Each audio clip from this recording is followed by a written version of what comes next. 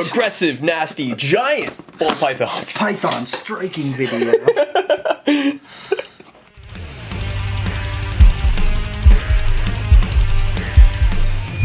This is maternal incubation at its finest. This is amethystine python. So this is,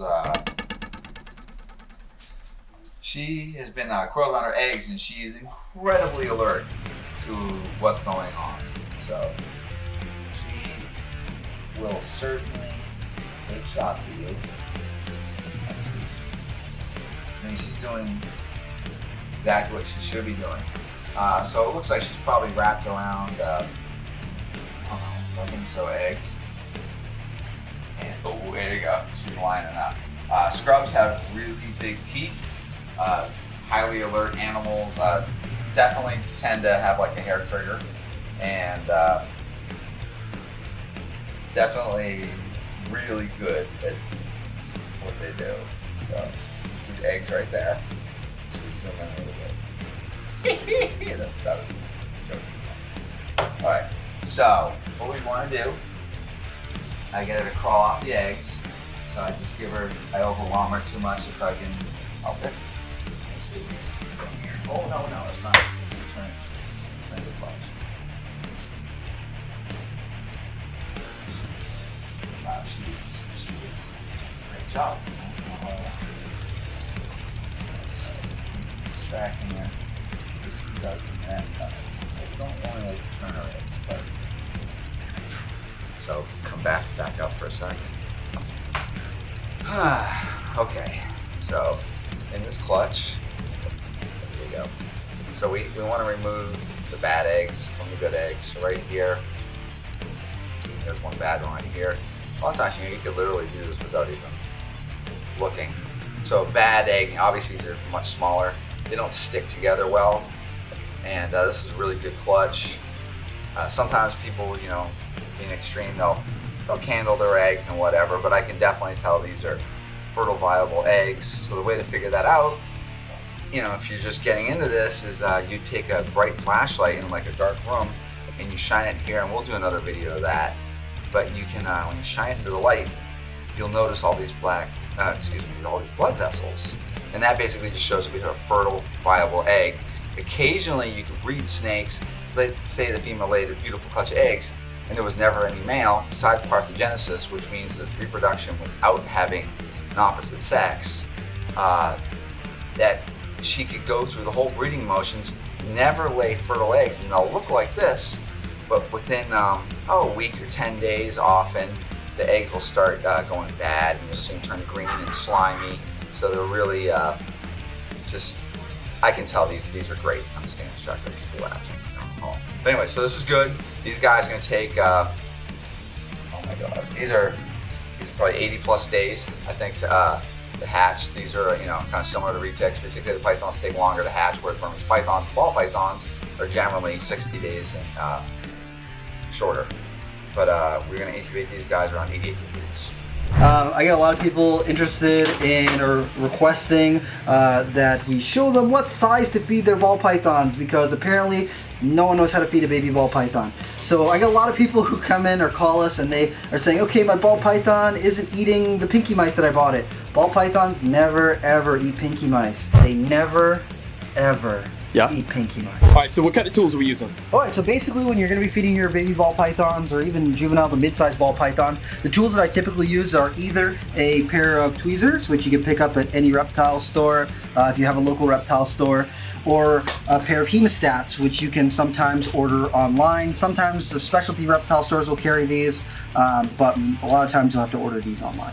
Okay. Which one do you prefer? I really prefer the hemostats. It allows you to grip things a little bit better. It's got a locking area up here, so you can keep it locked and you don't have to hold it. It'll hold your rodent, so make sure you don't drop it.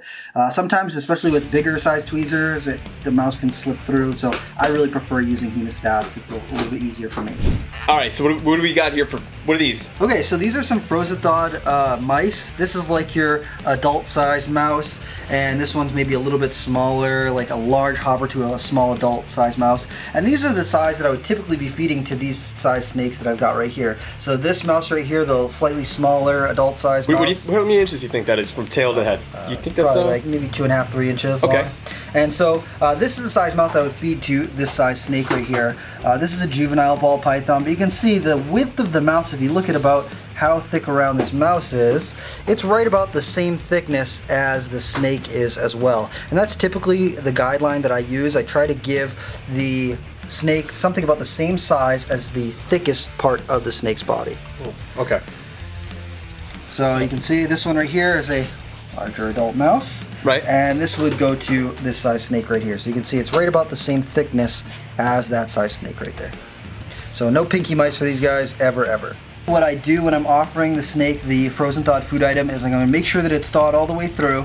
I typically grab it with the hemostats. I try to grab right behind the neck, because if you grab it by the tail, watch, if you grab it by the tail, it'll start swinging all over the place. The snake's probably going to miss it. So I like to grab it right up here behind the neck, and then I bring it right over towards the snake and offer it to them. Sometimes you have to rub them a little bit with the rodent to get them interested. See if we can get them to grab it here. Make sure you're offering it in front of the snake's face.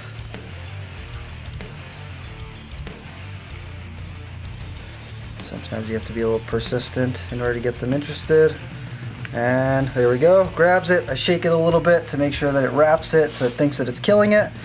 And then you can leave it right there and the snake will take care of the rest. Sometimes you gotta rub them a little bit. You see the tongue is going right there. It's trying to pick up whether or not I'm feeding it or not. You see the head is perking up, turning towards the rodent.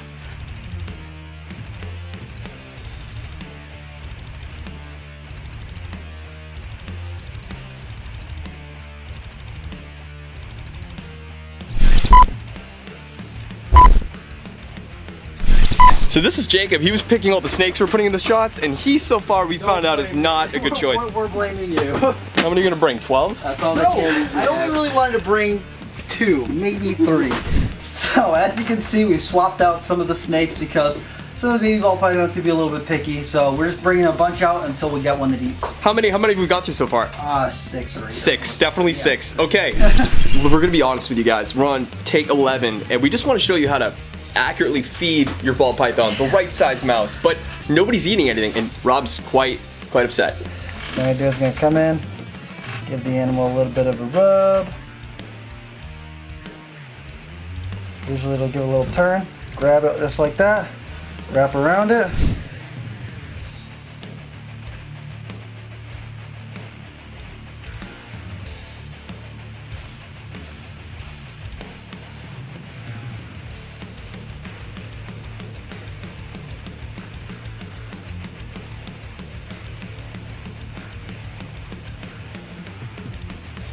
So, as you can see, the snake took down that mouse.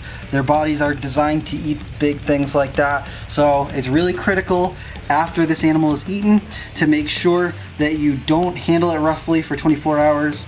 I usually even prefer to feed them inside of their enclosures so that you don't have to move them afterwards.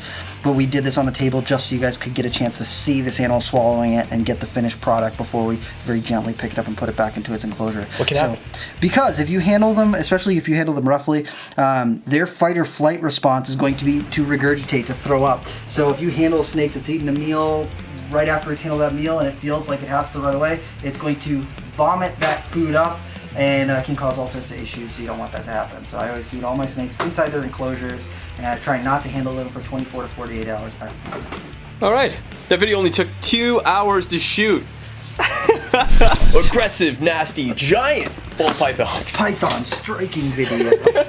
Dude, this is gonna be fine. We'll cut out all that crap. Or I'll just leave it in. We're gonna cut it. Cut it Yeah, all. we're gonna cut it all out. We'll make you look great. Reptile. Just like Rob. You Yeah, can be YouTube just- famous. Just like Content creator. Personality of sorts. I'm an influencer. Oh! Not yet, but you will be. Yeah. What are you doing, Tammy? Are you working with crickets? Oh, that's not YouTube stuff. You can't do that. I feel like you shouldn't be doing this. Aren't you the manager? Don't you have like young That's perfect. Back of the store. We're here for the nerd. What are you doing? Those scrambles. Oh yeah? If you have a lot of whores, Can you not swear when I'm taking shots? messed up.